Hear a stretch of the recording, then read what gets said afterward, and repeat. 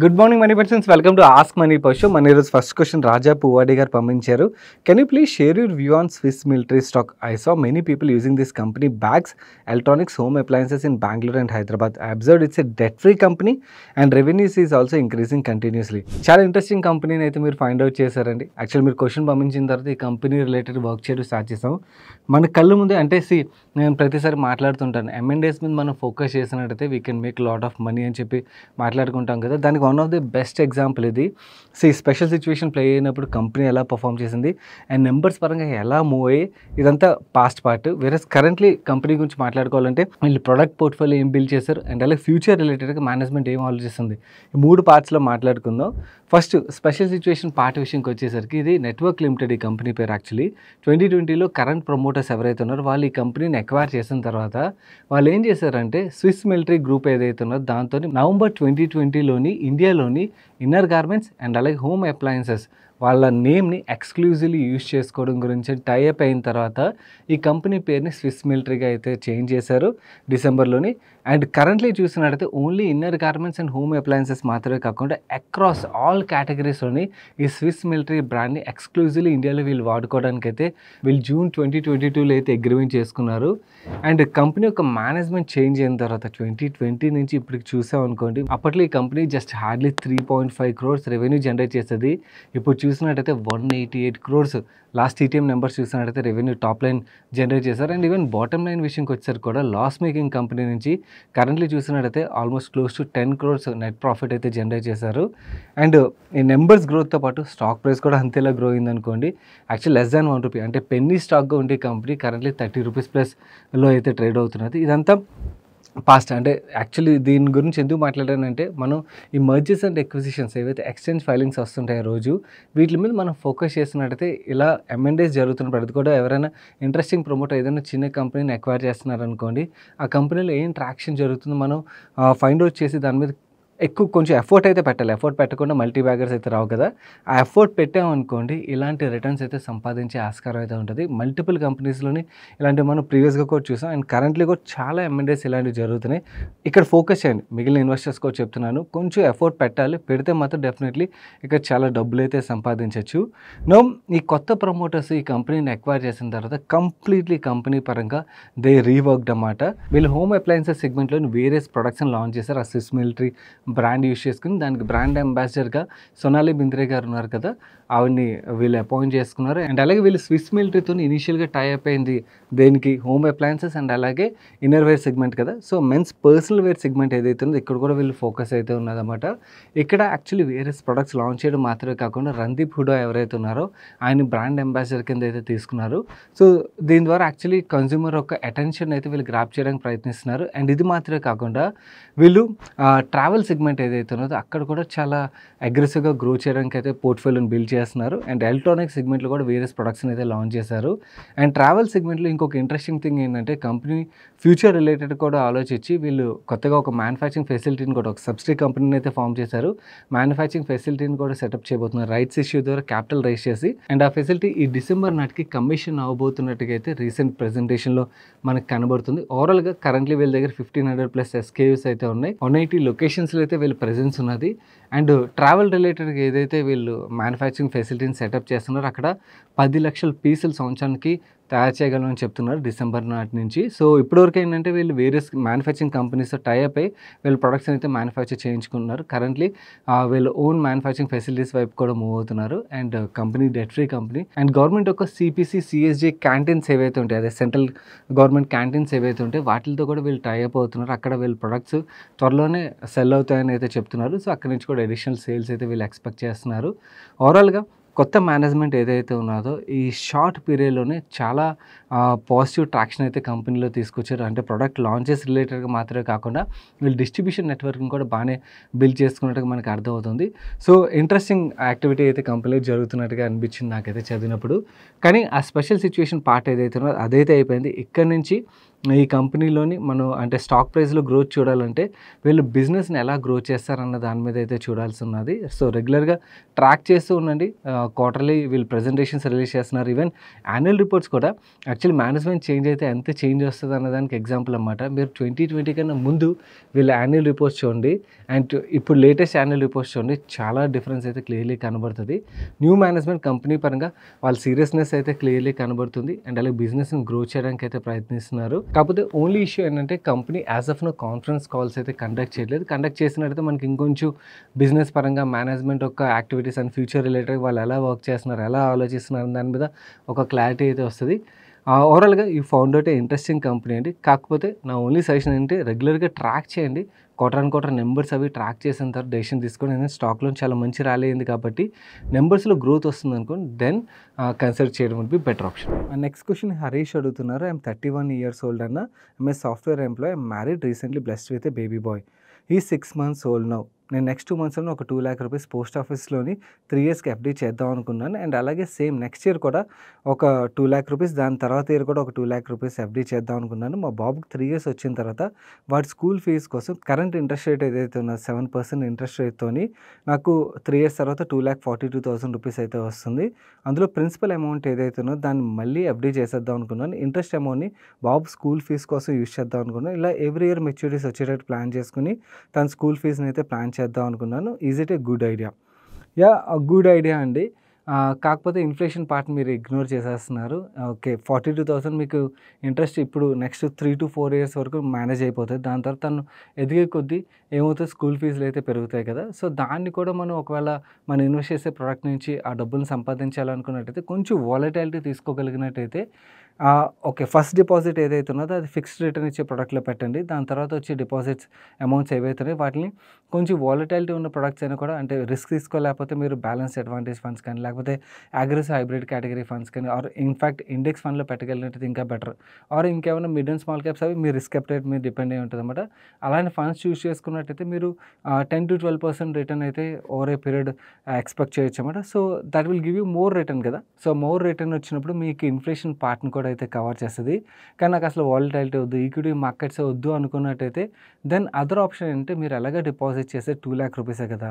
So 2 lakh rupees కాబట్టి మీకు deposit ఇన్సూరెన్స్కి మనకి 5 లక్షల రూపాయల వరకు ఉంటుంది. కాబట్టి మీరు పోస్ట్ ఆఫీస్ బదులు స్మాల్ ఫైనాన్స్ బ్యాంక్స్ కానీ ఇంకేమైనా బ్యాంక్స్ కానీ చూస్ చేసుకున్నా కూడా మీకు రిస్క్ కూడా ఉంటుంది. ఎందుకంటే ఆర్బీఐ నుంచి మీకు ఆ డిపాజిట్ ఇన్సూరెన్స్ స్కీమ్ ఉంటుంది. సో రిస్క్ పార్ట్ అయితే మనం అక్కడ ప్రొటెక్ట్ చేసుకున్నట్టు అవుతుంది. ఇంట్రెస్ట్ పరంగా కూడా మీకు కొంచెం బెటర్ ఇంట్రెస్ట్ అయితే పోస్ట్ ఆఫీస్ కన్నా కూడా వస్తుంది అనమాట. నౌ మల్టిపుల్ స్మాల్ ఫైనాన్స్ బ్యాంక్స్లో ఇన్వెస్ట్ చేయాలంటే ఒక కాంప్లికేషన్ పార్ట్ ఏంటంటే మనం మల్టిపుల్ స్మాల్ ఫైనాన్స్ బ్యాంక్స్కి వెళ్ళి ఎఫ్డీ చేయాల్సి ఉంటుంది కదా. ఇదంతా ఇంతకుముందు. వేరేస్ ఇప్పుడు మనకు ఆన్లైన్ ప్లాట్ఫామ్స్ వచ్చేసి మీకు ప్రీవియస్గా స్టేబుల్ మనీ గురించి చెప్పాను. ఈ స్టేబుల్ మనీ ప్లాట్ఫామ్లో మనం ఆన్లైన్లోనే వేరే స్మాల్ ఫైనాన్స్ బ్యాంక్స్లో అయితే డిపాజిట్ చేయొచ్చు. ఒక స్మాల్ ఫైనాన్స్ బ్యాంక్లో చేయొద్దు. మీరు బ్యాంక్ అకౌంట్ ఓపెన్ చేయాల్సిన అవసరం లేకుండానే ఎఫ్డీ ఓపెన్ చేయొచ్చు. మల్టిపుల్ బ్యాంక్స్ యొక్క ఫిక్స్డ్ డిపాజిట్స్ని కంపేర్ చేసుకుని బెస్ట్ ఇంట్రెస్ట్ రేట్ ఆఫర్ చేసిన బ్యాంక్స్లో మీరు డిపాజిట్ అయితే చేసుకోవచ్చు. కాకపోతే ఇలాంటి ప్లాట్ఫామ్స్ ఏంటంటే చాలా మందికి ఉండే ఫియర్ ఏంటంటే మన డబ్బులు ఈ ప్లాట్ఫామ్కి వెళ్తే ఆ ప్లాట్ఫామ్ ఎత్తేస్తే మన డబ్బుల పరిస్థితి ఏంటని చెప్పి. యాక్చువల్లీ మన డబ్బులు వెళ్ళేది బ్యాంక్ వెళ్తుంది, మనకి డిపాజిట్ స్లిప్ వచ్చేది కూడా బ్యాంక్ నుంచి వస్తుంది. సో ఈ ప్లాట్ఫామ్స్ ఏంటంటే మనకి మీడియేటర్ రోల్ అయితే ప్లే చేస్తే, ఇంతకుముందు బ్యాంక్ డిపాజిట్స్ అమ్మే ఏజెంట్స్ కూడా ఉండేవారు కదా. దాని తర్వాత రాను వాళ్ళంతా పోయారు. వేరేస్ ఇప్పుడు ఈ ఆన్లైన్ ప్లాట్ఫామ్స్ ఏంటంటే అలాంటి రోల్ అయితే ప్లే చేస్తున్నాయి అన్నమాట. మనకి ఫ్లెక్సిబిలిటీ కూడా ఇస్తాయి. You can check that platform. Currently నేను చెక్ చేసినప్పుడు సూర్యోదయ స్మాల్ ఫైనాన్స్ బ్యాంక్ అయితే హైయెస్ట్ ఇంట్రెస్ట్ రేట్ ఆఫర్ చేస్తుంది. మీరు యాప్లోకి వెళ్ళి చెక్ చేయొచ్చు. అండ్ ఇన్ఫాక్ట్ వీళ్ళు ఇన్స్టెంట్ విడ్రాల్ ఫెసిలిటీ కూడా కొన్ని బ్యాంక్స్ నుంచి విడ్రాల్కి ఆప్షన్ అయితే ప్రొవైడ్ చేస్తున్నారు. ఒకవేళ మనం విడ్రా చేస్తే మనకి అమౌంట్ కూడా త్వరగా వచ్చేటట్టు అయితే ఆ ఫెసిలిటీ ఉన్నది. Already 5 lakh plus investors stable money యాప్లో అయితే ఇన్వెస్ట్ చేశారు. You can check that platform. Major హెజల్ని అయితే వాళ్ళు యూజ్ చేస్తున్నారు. అండ్ ఎవరైనా డిపాజిట్ చేయాలనుకున్నట్టయితే డైరెక్ట్గా వాళ్ళ వెబ్సైట్లోకి వెళ్ళేదానికన్నా కూడా ఛానల్లో లింక్స్ మీకు కింద కామెంట్ సెక్షన్ డిస్క్రిప్షన్లో ఉంచుతాను. వీటి ద్వారా వెళ్ళినా వాళ్ళ వెబ్సైట్కి వెళ్ళి చేసినా కూడా మీకు ఎటువంటి డిఫరెన్స్ అయితే ఉండదు. కాకపోతే ఛానల్ లింక్ ద్వారా వెళ్ళినట్టయితే ఛానల్ కూడా సపోర్ట్ చేసినట్టయితే అవుతుంది. మీరు పంపించిన నెక్స్ట్ క్వశ్చన్కి ఆన్సర్ చేసే ముందు స్మాల్ రిమైండర్ గైస్, వీడియోలో షేర్ చేసిన ఇన్ఫో నచ్చినట్టయితే వీడియోని తప్పకుండా లైక్ చేయడం అయితే మర్చిపోకండి. అండ్ మీకు కూడా ఏదైనా క్వశ్చన్ ఉండి మమ్మల్ని అడగాలనిపించినట్టయితే మిగిలిన వ్యూవర్స్ ఎలాగైతే #AskMoneyPerson అని చెప్పి కంటిన్యూస్గా రాసి వాళ్ళు క్వశ్చన్ రాస్తున్నారు, అలా రాసినట్టయితే మీ క్వశ్చన్స్ మాకు రీచ్ అవుతాయి. మన నెక్స్ట్ క్వశ్చన్ వ్యూవర్ తన పేరు మెన్షన్ చేయొద్దన్నారు, అందుకని నేమ్ని హైడ్ చేస్తున్నాం. తన క్వశ్చన్ విషయంకి వచ్చేసరికి my brother passed away last year leaving behind 4-year-old son and he has been under my family's care since then. My sister-in-law now seeking a settlement and she plans to remarry. We plan to allocate one third of my brother's share to his child. Our assets include a house valued 50 lakhs where my parents currently live, lands worth 55 lakhs, 28 lakhs, 28 lakhs, 3 lakhs, 8 lakhs and 10 lakhs totaling 132 lakhs. Approximately 60 lakhs is there as a cash, and my sister-in-law has gold worth 30 lakhs and she is currently unemployed. To secure the child's future despite these changes, here is a plan I have in mind. Please review it and share your thoughts. I want to start a step-up systematic withdrawal plan with 7% annual withdrawal from a 25 lakh investment. This money I want to park in a balanced advantage fund, and also want to allocate 5 lakhs for emergency fund, 2.5 lakhs in fixed deposit, 2.5 lakhs in debt mutual fund, and also want to invest 25 lakhs in aggressive hybrid mutual fund. And coming to asset transfer, I want to transfer one land worth 28 lakhs on child's name. Question is, I am concerned about how my sister-in-law's new family might handle the child's share, particularly since she will manage the funds as a child's guardian. I want to ensure that SWP base amount, which is 50 lakh rupees, and also fixed deposit amount, which is 5 lakhs rupees, restricted and used exclusively for child's benefit until he turns 21 years. Are there any additional steps I need to take care to safeguard child share, ensure his future remains secure despite these circumstances? And investment పరంగా మీరు బాగానే plan చేశారు. కాకపోతే investment కొంచెంసేపు పక్కన పెడదాం. దానికన్నా most important thing నేను మీకు చెప్తాను. సో ఇలాంటి కేసులో ఏంటంటే బెస్ట్ థింగ్ ట్రస్ట్ క్రియేట్ చేయడం అండి. ఒక ట్రస్ట్ క్రియేట్ చేసి ఇన్వెస్ట్మెంట్ అంతా కూడా ఇండివిజువల్లీ కాకుండా ట్రస్ట్ పేరు మీద చేసినట్టయితే దానికి బెనిఫిషరీ కింద బాబుని పెట్టి గార్డియన్ కింద, అంటే మైనర్ కాబట్టి గార్డియన్ కింద మీ సిస్టర్లో పెట్టచ్చు. అండ్ ట్రస్టీ కింద మీలో ఎవరైనా ఉన్నారనుకోండి ఫ్యామిలీలోని, ఆ ట్రస్ట్ ఏదైతే పర్పస్ గురించి ఫామ్ అయిందో అండ్ ఆ పర్పస్ క్లియర్లీ ఫుల్ఫిల్ అవుతుందో లేదో రెగ్యులర్గా చెక్ చేస్తూ ఉండొచ్చు, దాన్ని ఆడిట్ చేస్తూ ఉండొచ్చు. సో దానివల్ల ఏమవుతుందంటే మీరు ఏదైతే పర్పస్ అనుకున్నారో ఆ చిన్నపిల్లోడికి తన ఫ్యూచర్ రిలేటెడ్గా కంప్లీట్లీ సెక్యూర్ చేయాలనుకున్నారో అదంతా కూడా ఫుల్ఫిల్ చేయగలుగుతారన్నమాట. నువ్వు ట్రస్ట్ క్రియేట్ చేయడానికి పెద్ద కాంప్లికేటెడ్ ప్రాసెస్ ఏమైనా ఉంటుంది అంటే లేదండి. మీరు ఒక మంచి లాయర్ని కలిసినట్టయితే సరిపోతుంది, లేదా chartered trust planners or chartered estate planners ఉంటారన్నమాట. వాళ్ళని కలిసినా కూడా మీకు ట్రస్ట్ ప్లానింగ్ అయితే చేసేస్తారు, పెద్ద కాస్ట్ కూడా అవ్వదు. సో ఆ ట్రస్ట్ మీద అసెట్స్ బిల్డ్ చేసినట్టయితే that will be the best thing అవుతుంది, రాదర్ దెన్ నార్మల్గా ఇండివిజువల్ పేరు మీద పెట్టిన తర్వాత రేపొద్దు మీకు ఏమైనా అనుమానాలు వచ్చాయి అవన్నీ చెక్ చేయాలంటే అవ్వదు కదా. వేరే ట్రస్ట్ క్రియేట్ చేసి మీ ఫ్యామిలీలో కూడా ఎవరైనా కూడా ఆ ట్రస్ట్లో పార్ట్ ఉన్నారనుకోండి, దాన్ని ఆటోమేటిక్గా ఆ ట్రస్ట్ దేనికైతే ఫామ్ చేస్తారో అవన్నీ కూడా సరిగ్గా అవుతున్నాయో లేదా అని చెక్ చేసుకోవడానికి అయితే అవుతుంది. So this is the best option. And మిగిలిన వ్యూవర్స్ కూడా చెప్తున్నాను, మీ ఫ్యామిలీలో ఎవరికైనా ఇలాంటి సినారియోస్ వచ్చాయనుకోండి, నార్మలీ రిచ్ పీపుల్ అంతా చేసేది ఇదే పని అన్నమాట.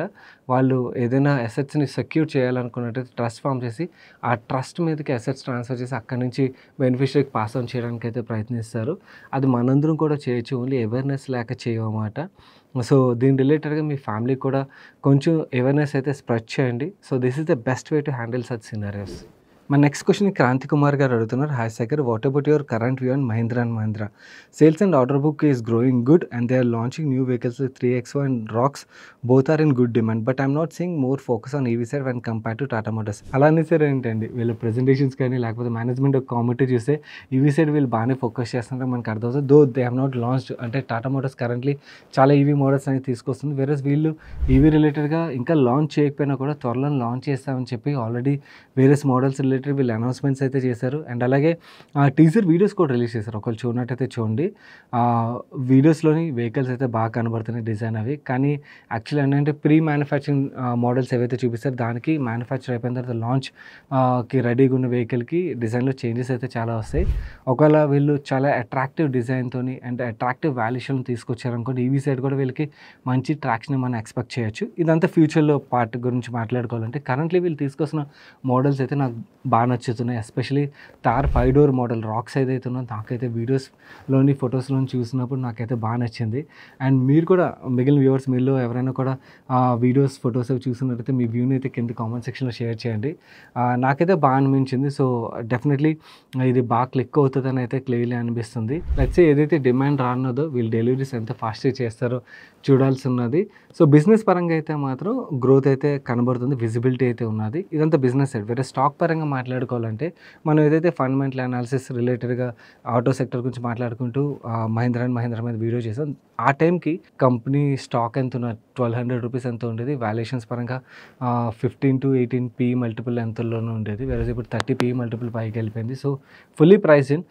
సో, అగ్రెసివ్ గ్రోత్ వస్తే మాత్రం డెఫినెట్‌లీ స్టాక్ ప్రైస్‌లో మనం గ్రోత్ అయితే చూడొచ్చు.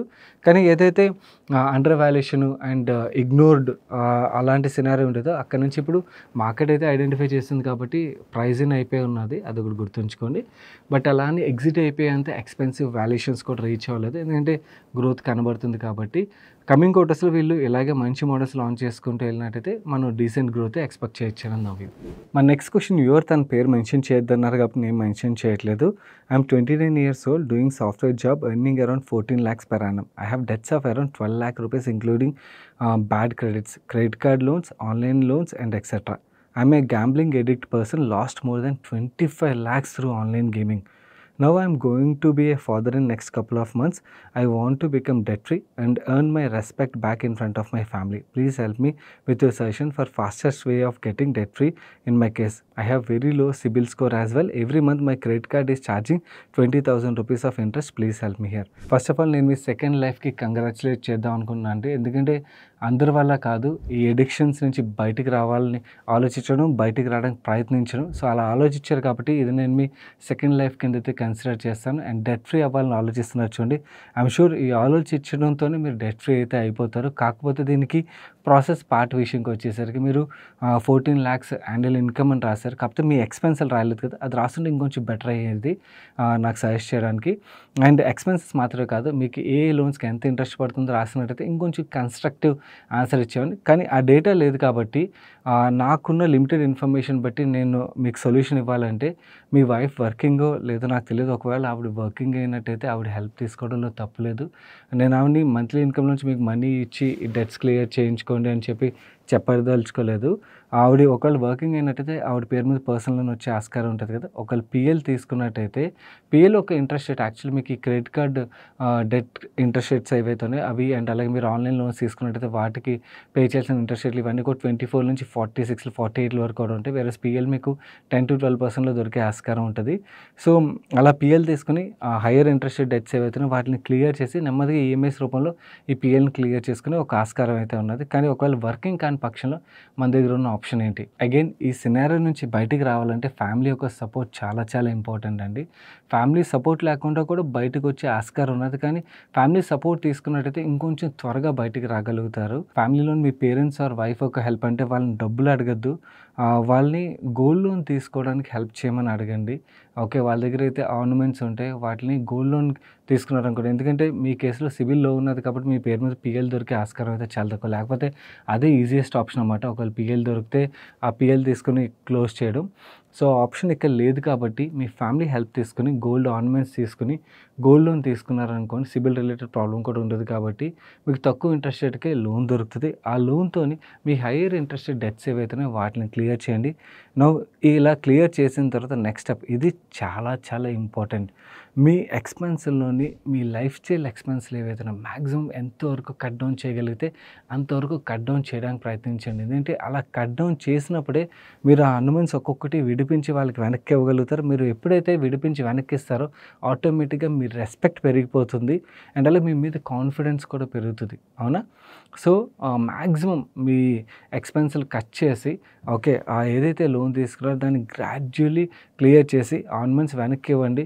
అండ్ ఇంకా ఏమైనా మీకు ఇంకా హైయర్ ఇంట్రెస్ట్ డెట్స్ ఉన్నాయనుకోండి, ఈ గోల్డ్ లోన్ తీసుకున్న తర్వాత కూడా వాళ్ళకి ఫస్ట్ ఈ గోల్డ్ కొంచెం పార్ట్ విడిపించి ఇచ్చేసారనుకోండి, వాళ్ళకి కాన్ఫిడెన్స్ పెరుగుతుంది. మళ్ళీ అగైన్ తీసుకుని మీరు గోల్డ్ లోన్ తీసుకున్నారనుకోండి, ఆ లోన్స్ కూడా మీరు క్లియర్ చేయడానికి అయితే మీకు ఛాన్స్ దొరుకుతుందన్నమాట. So this is the best way. And ఇంకొక ఆప్షన్ ఉన్నది, కానీ ఇక్కడ పాసిబిలిటీ చాలా చాలా లిమిటెడ్, బట్ ట్రై చేయడంలో తప్పులేదు. కొన్ని పిఎస్యూ బ్యాంక్స్లోని సిబిల్ లేకుండా కూడా పర్సనల్ లోన్స్ అయితే ఇస్తుంటారన్నమాట. ఒకసారి చెక్ చేయండి. ప్రతి పిఎస్యూ బ్యాంక్కి వెళ్ళి ఒకవేళ సిబిల్ లేకుండా మీకు పిఎల్ దొరికిందనుకోండి, తక్కువ ఇంట్రెస్ట్ రేట్కి దొరికే ఆస్కారం ఉంటుంది. 10-12%లో దొరికిందనుకోండి. నార్మల్లీ 10-12 అనేది లోవర్ సైడ్ కాదు, హోమ్ లోన్ వీటితో కంపేర్ చేసినట్టయితే, బట్ మీకున్న లోన్స్ ఏవైతే వాటితో కంపేర్ చేస్తే లోవర్ సైడే కాబట్టి అలా లోన్ తీసుకుని క్లియర్ చేయడానికి ప్రయత్నించండి. సో మీ ముందున్న మల్టిపుల్ ఆప్షన్స్ అయితే ఇవి. సో ఈ ఆప్షన్స్లో మీకు ఏది పాసిబిలిటీ అవుతుంది అంటే అది దాన్ని ఇంప్లిమెంట్ చేసి మీ డెట్స్ అయితే క్లియర్ చేయడానికి ప్రయత్నించండి. ఐఎమ్ షూర్ త్వరలోనే మీరు డెట్ ఫ్రీ అవుతారు. అండ్ అది మాత్రమే కాదు, will become a great father to.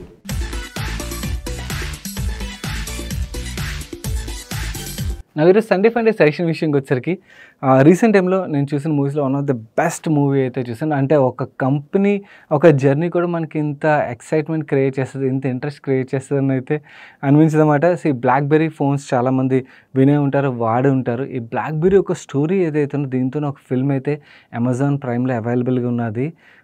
చాలా ఇంట్రెస్టింగ్ ఉంటుంది అనమాట. అంటే కంపెనీ ఒక జర్నీ అవ్వచ్చు, మధ్యలో వచ్చిన సిచ్యువేషన్స్ అవ్వచ్చు, దెన్ వాళ్ళ ఫాల్ ఏదైతే ఉన్నదో ఆ ఫాల్ రీజన్స్ అవ్వచ్చు, చాలా బాగుంటుంది. ఎవరైనా చూడనట్టయితే చూడండి. ఇన్ఫ్యాక్ట్ మీ చుట్టుపక్కల ఫ్యామిలీ మెంబర్స్ కిడ్స్ వీళ్ళు ఉన్నట్టయితే చూపించడానికి ప్రయత్నించండి. ఒక బిజినెస్ ఎలా గ్రో అవుతుంది అండ్ ఆ బిజినెస్ని సస్టైన్ చేయకపోతే ఎలా ఫాలో అవుతుంది అన్నది ఒక ఐడియా అయితే వస్తుంది. ఇట్స్ ఎ మస్ట్ వాచ్ అన్నమాట. ప్రైమ్లో స్ట్రీమ్ అవుతుంది. My next question Sandeep గారు అడుగుతున్నారు. హాయ్ అన్న, please share your view on Kirloskar brothers. I recently bat this stock at 2170. Now it is trading at 1880. Should I take exit call or still hold it? Okay, company పరంగా మాట్లాడుకోవాలంటే it's a very good company అండి. కానీ దాని గురించి తర్వాత మాట్లాడుకుందాం. దానికన్నా ముందు మీరు అన్నారు కాబట్టి యాజ్ ఎ బ్రదర్ మాట్లాడాలనుకుంటున్నాను. మీరు తప్పు చేస్తున్నారు. ఎందుకు తప్పు చేస్తున్నారన్న అంటే మీరు ప్రైస్ పరంగా ఇలా రాసి క్వశ్చన్ అడుగుతున్నారంటే క్లియర్లీ నాకు అర్థమవుతుంది మీరు ఫండమెంటల్స్ పరంగా ఎటువంటి వర్క్ చేయలేదు. ఫండమెంటల్స్ పరంగా వర్క్ చేయకుండా ఓన్లీ స్టాక్స్లో ఇన్వెస్ట్ చేస్తున్నాం అంటే మాత్రం క్లియర్గా అర్థమవుతుంది you will end up in losses అండి. అది కూడా చాలా ఎక్కువ నష్టాలు మీరు చూడాల్సి రావచ్చు అన్నమాట. సో నా సజెషన్ ఏంటంటే ఇలా చేయొద్దు. ఇంకొక విషయం కూడా ఇక్కడ క్లారిటీ ఇద్దాం అనుకున్నాను మిగిలిన వ్యూవర్స్ అందరికీ. ఓన్లీ సందీప్ గారికి మాత్రమే కాదు, లాస్ట్ 3-4 సంవత్సరాలు ఏదైతే ఉన్నదో it's different kind of market. So bull మార్కెట్లో ఏంటంటే మనకి లక్కి మన టాలెంట్కి మధ్యలో డిఫరెన్సియేషన్ ఏదైతే ఉంటుందో దాన్ని ఐడెంటిఫై చేయలేకపోతాం అన్నమాట. కొన్నిసార్లు మనకి లక్ వల్ల డబ్బులు వచ్చినా కూడా దాన్ని మన టాలెంట్ అనుకుంటాం. సో అలా అనుకుని మన కంపెనీస్ పరంగా ఫుల్ ఫ్లెజ్గా రీసెర్చ్ చేయకుండా అక్కడ ఇక్కడ విని ఇన్వెస్ట్ చేసి డబ్బులు వచ్చాయని చెప్పి ఆనందపడడం, పోయాయంటే అరే నష్టపోతున్నాను కంగారు పడడం, ఇలా చేయొద్దండి. This is not the way to invest. Going head next 4-5 years ఏదైతే మార్కెట్ మనం చూడబోతాం ఇలా అయితే ఉండదు. బుల్ మార్కెట్స్ ఎక్కడో చోట ఎండ్ అవుతాయి. ఎండ్ అయిన తర్వాత ఏమవుతుందంటే ఇలా ఓన్లీ ప్రైస్ ఆధారంగా ఇన్వెస్టర్స్ ఎవరైతే ఉంటారో ఫండమెంటల్స్ మీద వర్క్ చేయకుండా ఇన్వెస్ట్ చేసే వీళ్ళు ఎక్కువ డబ్బులు నష్టపోవాల్సి వస్తుంది. మీలో చాలామంది you treat me as a brother కాబట్టి నేను అగైన్ రీట్రేట్ చేస్తున్నాను. ఇంత పీక్ మార్కెట్లో ఇలాంటి తప్పులు చేయొద్దు. కావాలంటే కొంచెం గ్యాప్ తీసుకోండి, ఇన్వెస్ట్ చేయకుండా గ్యాప్ తీసుకొని మీ నాలెడ్జ్ని ఎన్హాన్స్ చేసుకోవడానికి ప్రయత్నించండి. ఫస్ట్ బేసిక్స్ నేర్చుకోండి. బేసిక్స్ మీకు తెలిస్తే కొంచెం అడ్వాన్స్ టాపిక్స్ ఫండమెంటల్ అనాలిసిస్ మీద కొంచెం మీరు నేర్చుకున్న తర్వాత అప్పుడు ఇన్వెస్ట్ చేయడం బెటర్ అన్నమాట. ఒకవేళ ఇవన్నీ ఎక్కడ నేర్చుకోవాలి, నేను ఎక్కడైనా డబ్బులు కట్టి నేర్చుకోవాలంటే అవసరం లేదండి. మన ఛానల్లోని బేసిక్స్ నుంచి అడ్వాన్స్ టాపిక్ వాల్యుయేషన్ వరకు ప్రతిదీ ఫ్రీగా అవైలబుల్గా ఉంచాం మీ గురించి అని. మీరు ఏబిసిడి సిరీస్ చూస్తే మీకు బేసిక్స్ అర్థమవుతాయి. ఫండమెంటల్ అనాలిసిస్ సిరీస్ చూస్తే మీకు స్టాక్ రిలేటెడ్గా ఎలా రీసెర్చ్ స్టార్ట్ చేయాలి అండ్ అలాగే వాల్యుయేషన్స్ పరంగా DCF క్యాల్కులేటర్స్ వరకు ఎవ్రీథింగ్ అందులో అవైలబుల్గా ఉన్నాయి. మీరు ఓన్లీ చేయాల్సింది మీరు ఎఫర్ట్ పెట్టాలి. ఎఫర్ట్ పెట్టకపోతే డబ్బులు రావు. లాస్ట్ 3-4 yearsలో లక్ పరంగా చాలామంది డబ్బులు సంపాదించారు. కొందరు హార్డ్ వర్క్తో, కొందరు లక్తోని డబ్బులు సంపాదించారు. బట్ ఓవర్ ఏ పీరియడ్ ఇలా ఉండదు. మార్కెట్ అంత ఈజీ అయితే అందరూ మార్కెట్లో డబ్బులు సంపాదించేస్తారు కదా. సో ఈ బుల్ మార్కెట్ చూసి మార్కెట్లో డబ్బులు సంపాదించడం ఇంత ఈజీ అని చెప్పి రాంగ్ కంక్లూజన్కి అయితే రావద్దు. ఎవరైతే ఫండమెంటల్స్ మీద వర్క్ చేయకుండా కంపెనీస్లో ఇన్వెస్ట్ చేస్తున్నారో అక్కడ ఇక్కడ విని నా స్ట్రాంగ్ సజెషన్ గైస్, ప్లీజ్ మీరు మీ నాలెడ్జ్ మీద వర్క్ చేయండి. వర్క్ చేసిన తర్వాత ఇన్వెస్ట్ చేయండి, కానీ ఇలా ఇన్వెస్ట్ చేయొద్దు. దట్టు ఈ మార్కెట్లో ఇలా ఇన్వెస్ట్ చేసినట్టయితే అన్నెసరీ మీరు కష్టపడి సంపాదించిన డబ్బులు అయితే కోల్పోయే ఆస్కారం ఎక్కువగా ఉన్నది. My next question Sai Bharat అడుగుతున్నారు. Before 1 year I have invested in Natco Pharma at average price of 778 rupees and bought 20 shares and current price is 1400 odd and which has delivered 85 to 90% profit to me. I thought of selling and invest this money in Jio Financial Services or Praj Industries. Should I sell off completely and invest in above, or can I hold few shares and invest in above stocks? Need your suggestion. And what's your opinion on Jio Financial Services and Praj Industries? Is it right time to invest considering their current valuation? Okay, valuation గురించి ఎలాగ అడుగుతున్నారు కాబట్టి first thing నేను మిమ్మల్ని ఒక question అడుగుదాం అనుకున్నాను. మీరు ఒక లో వాల్యుయేషన్లో ఉన్న కంపెనీలోని చాలా అట్రాక్టివ్ వాల్యుయేషన్లో ఇన్వెస్ట్ చేసి మంచి ప్రాఫిట్లో ఉండి ఇంకా అట్రాక్టివ్ వాల్యుయేషన్ ఉండగానే అక్కడి నుంచి ఎగ్జిట్ అయ్యి ఎక్స్పెన్సివ్ వాల్యుయేషన్ ఉన్న కంపెనీస్కి ఎందుకు మూవ్ అవ్వాలనుకుంటున్నారు? ఒకవేళ అర్థం అవునట్టయితే రివైండ్ చేసి వినండి, మీకు అర్థమైపోద్ది. నాట్కో పరంగా చాలా మంచి వాల్యుయేషన్ ఉన్నది, ఎందుకు ఎక్స్పెన్సివ్ వాల్యుయేషన్ కంపెనీస్ మూవ్ అవుదాం అనుకున్నారు? మన నెక్స్ట్ క్వశ్చన్ రవి గారు అడుగుతున్నారు. యాక్చువల్ రవి గారే కాదు, చాలామంది వ్యూవర్స్ దగ్గర నుంచి అయితే ఈ కంపెనీ రిలేటెడ్ క్వశ్చన్ అయితే వస్తున్నది. Why Lotus chocolate company limited is hitting upper circuit on daily basis? I see that in last 1 month stock has grown by 135% and last 6 months 357%. Is it safe to invest right now? Okay, second part గురించి తర్వాత మాట్లాడదాం. First అసలు ఎందుకు upper circuit కొడుతుంది అన్నది మీకు అర్థం కావాలి. మనందరూ తెలుసు రిలయన్స్ ఈ కంపెనీని ఎక్వైర్ చేస్తుందని చాలా రోజుల క్రితం అయితే జరిగింది. దాని తర్వాత పెద్దగా స్టాక్లో అయితే ఏం మూవ్మెంట్ లేదు. కానీ లాస్ట్ క్వార్టర్ నెంబర్స్ ఎప్పుడైతే వచ్చాయో ఎక్సెప్షనల్ నెంబర్స్ అన్నమాట. టాప్ లైన్లోని బాటమ్ లైన్లోని ఎప్పుడైతే అలాంటి గ్రోత్ కనబడింది, దాంతో స్టాక్లో ఒకసారి పాజిటివ్ మూమెంటం బిల్డ్ అయింది అండ్ స్టాక్ కంటిన్యూస్గా సర్క్యూట్ కొట్టడం అయితే మనకు కనబడుతుంది. కానీ మీ second part of the question, is it safe to invest right now అంటే కరెంట్లీ మీరు ఒకసారి వాల్యుయేషన్ చూడండి, మీకే అర్థమవుతుంది. స్టాక్ మనకు తెలుసు లాస్ట్ 1 monthలో 6 monthలో ఎంతలా పెరిగింది అన్నది మీరు ఇక్కడ స్క్రీన్ మీద చూడొచ్చు. అండ్ లాస్ట్ క్వార్టర్ వీళ్ళు ఏదైతే ఈపీఎస్ జనరేట్ చేశారు, అప్రాక్సిమేట్లీ 8 ఈపీఎస్ జనరేట్ చేశారు. సిమిలర్ ఈపీఎస్ నెక్స్ట్ 4 quartersలో జనరేట్ చేస్తారనుకోండి, మనకు 31 to 32 మధ్యలో ఈపీఎస్ అయితే జనరేట్ అవుతుంది. దాన్ని బట్టి చూసినా కూడా stock let's say 1 year forward మనం సేమ్ ఎర్నింగ్స్ ఉంటాయని యాంటిసిపేట్ చేసినా కూడా stock is trading at 70 times PE multiple. నవ్వు ఇప్పుడు ఈ కంపెనీకి మీరు 70 times పీఈ మల్టిపుల్ ఇస్తారు లేదా అన్నది మీ రిస్క్ అప్టైట్ మీద డిపెండ్ అయి ఉంటుంది.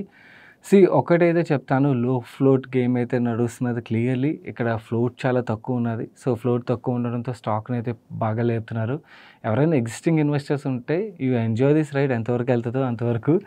వేరేస్ కొత్తగా ఎవరైనా ఎంటర్ అవ్వాలి అని చెప్పి ర్యాలీ చూసి ఆలోచిస్తున్నట్టయితే మాత్రం ఇంత ర్యాలీ అయిపోయిన తర్వాత అన్నిసరి మీరు రెస్ట్ తీసుకున్నారు. ఎందుకంటే సైకిల్ రివర్స్ అవుతుంది. ఎప్పుడు రివర్స్ అవుతుందో ఎవరికి తెలియదు. రివర్స్ అయినప్పుడు మీకు ఎగ్జిట్ దొరకడం కూడా చాలా కష్టం అవుతుంది. మన నెక్స్ట్ క్వశ్చన్ సాయి స్నేహిత్ అడుగుతున్నారు. రీసెంట్లీ ఒక 50,000 రూపీస్ మ్యూచువల్ ఫండ్స్లో పెట్టాం బ్రో, మోస్ట్లీ స్మాల్ క్యాప్లో పెట్టాం.